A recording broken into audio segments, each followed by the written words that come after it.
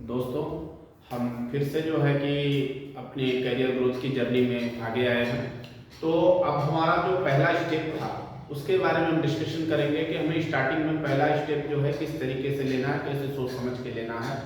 तो जो हमारा करियर ग्रोथ का पहला स्टेप रहता है वो सबसे बड़ा अपना जो डिसीजन है 10वीं के बाद जब 12वीं में हम जाते हैं तो 12वीं में कौन सा हमको सब्जेक्ट चूज करना है वो इम्पोर्टेंट होता है, क्योंकि हमको पता है एज अ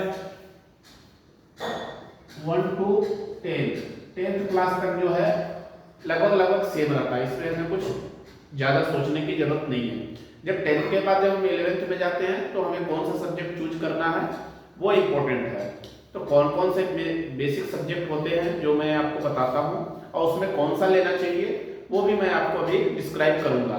तो 12th में हमारे जो बेसिक सब्जेक्ट होते हैं तो सबसे पहला आता है मैथ, फिर आता है बायो, फिर आता है कॉमर्स और फिर आता है आपका आर्ट्स।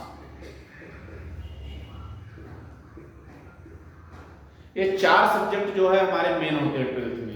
और भी कई सारे सब्जेक्ट्स होते हैं लेकिन जो जनरल हमारे यहाँ चलते हैं वो 4 सब्जेक्ट चलते हैं। सबसे पहला आता है मैथ्स, फिर आता है आपका मैथ्स के बाद बायो और फिर आता है आर्ट्स और कॉमर्स। ये 4 सब्जेक्ट हैं। अब इन चारों में हमें कौन सा चूज करना है ये हम 11th में चूज करने के समय सोचना है।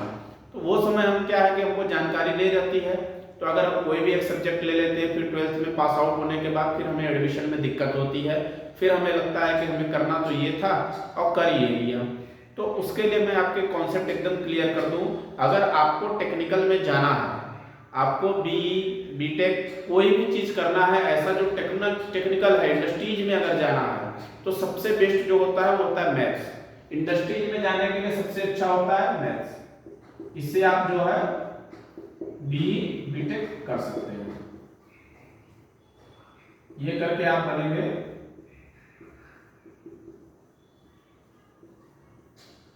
बीटेक। अगर आप करते हैं मैथ्स लेते हैं तो आपको बीटेक करने का मौका मिलता है। बीटेक अगर आप 12th के बाद अगर आपको करना है तो मैथ्स लेना है, क्योंकि हम कई बार क्या होता है कि पढ़ तो लेते हैं फिर 12th के बाद हमें समझ में नहीं आता कि अब क्या करना है, तो वहां पर हम जो है फंस जाते हैं, फिर हमें बहुत सारा चीज अफसोस होता है। तो अभी क्लियर से अगर किसी को इंजीनियर बनना है, आगे इंजीनियरिंग करना है या इंडस्ट्रीज के फील्ड में जाना है तो सबसे आसान तरीका ये है आपका मैथ्स आप ले लो, बीटेक कर लो या पॉलिटेक्निक कर लो, इससे आप आसानी से चले जाओगे।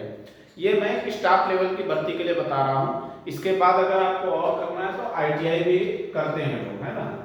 तो आईटीआई के लिए 12th की जरूरत नहीं है, अगर आपकी 10वीं पास आउट है तो आप आईटीआई भी कर सकते हैं, आईटीआई और पॉलिटेक्निक। मैं मेन 12th में कौन सा सब्जेक्ट चूज करना है आपको वो बता रहा हूँ। अब आता है आपका बायो। अगर आपको मेडिकल में जाना है, मेडिकल की लाइन में जाना है, बी फार्मा करना है, डी फार्मा करना है या एमबीबीएस करना है, कुछ भी करना है मेडिकल की लाइन में तो आपको बायो लेना पड़ेगा। फिर आता है अपना कॉमर्स। कॉमर्स में जो है कि काउंटिंग होती है।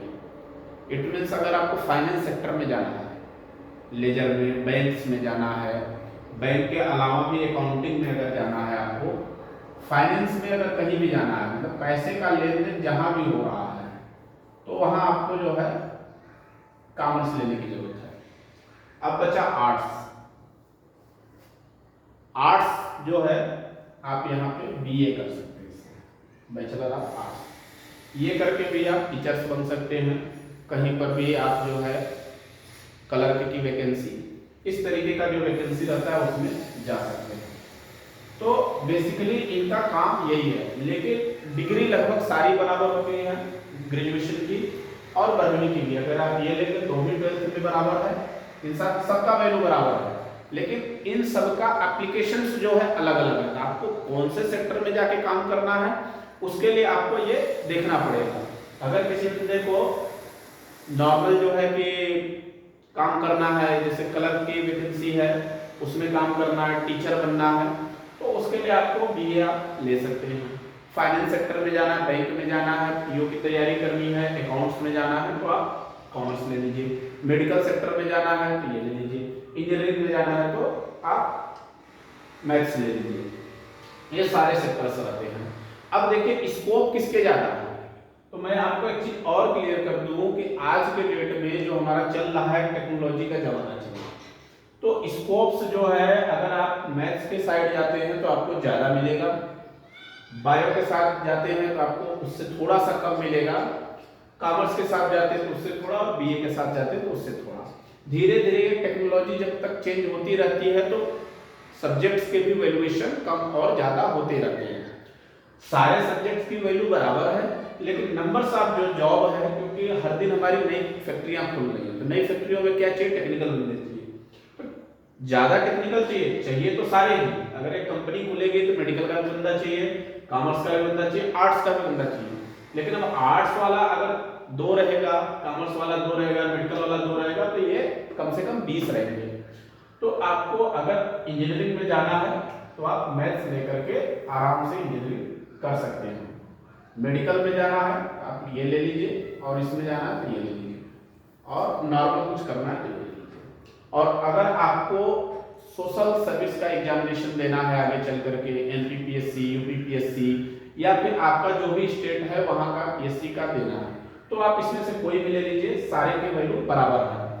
इसमें से आप जो है ग्रेजुएशन, आगे चल के ग्रेजुएशन तो सारे ग्रेजुएशन बराबर है, लेकिन उन सबका अगर स्पेशल देखा जाए तो अलग अलग है। तो अगर आपको कोई पीसी, एमपीपीएससी, यूपीपीएससी, नॉर्मल अगर कोई भी सोशल सर्विस एग्जामिनेशन देना है जहां पर ग्रेजुएशन मांगता है, तो आप कोई भी कर लो चलेगा। बाकी आपको देखना है कि आपका इंटरेस्ट किस में है। अगर आपका दिमाग जो है इंजीनियरिंग में लग रहा है तो आप मैथ्स ले। होता क्या है कि हम 12वीं पढ़ लेते हैं, 12वीं के बाद फिर हमें ऑप्शन नहीं मिलता, फिर हम परेशान होते हैं। तो हमें पहले कॉन्सेप्ट क्लियर होने चाहिए कि कौन सा सब्जेक्ट लेंगे तो कौन से फील्ड में जाएंगे। तो मैंने आपको एक मोटा मोटी 12th में क्या आप ले सकते हो और आगे क्या अपॉर्चुनिटी है आपके लिए, आगे कौन कौन सी जॉब मिल सकती है, उसके बारे में छोटा सा ब्रीफ इंट्रोडक्शन दिया हुआ है। अब नेक्स्ट जो हमारा वीडियो होगा उसमें मैं आपको बताऊंगा कि अब आपने ग्रेजुएशन कर लिया है तो अब क्या करना चाहिए, और ग्रेजुएशन में सबसे बेस्ट कौन सा है, क्योंकि सारे ग्रेजुएशन की वैल्यू बराबर है, लेकिन उसमें से बेस्ट कौन सा है, आपके लिए कौन सा सुटेबल होगा, उसके बारे में हम नेक्स्ट वीडियो में चर्चा करेंगे, जिसमें हम इन बातों का डिस्कशन करेंगे। इस पर बीई, बीटेक, बी फार्मा और बीकॉम और बीए, इन पर डिस्कशन करेंगे कि आगे कौन सा वाला ज़्यादा अच्छा रहेगा। इसमें मैं आपको कॉलेजेस भी कौन से अच्छे हैं मध्य प्रदेश में वो बताऊंगा, और आपको आगे कौन सा करते हैं, अगर आप इंजीनियरिंग करते हैं तो उसके बारे में और डिटेल बताऊंगा। तो thank you for watching my video, like और सब्सक्राइब करिए, और आगे जो है आपकी जो भी कमेंट्स हो, जो भी आपकी क्वेरी है, क्वेश्चन है, आप बताइए, मैं नेक्स्ट वीडियो में आपको कैलकुलेट कर दूंगा।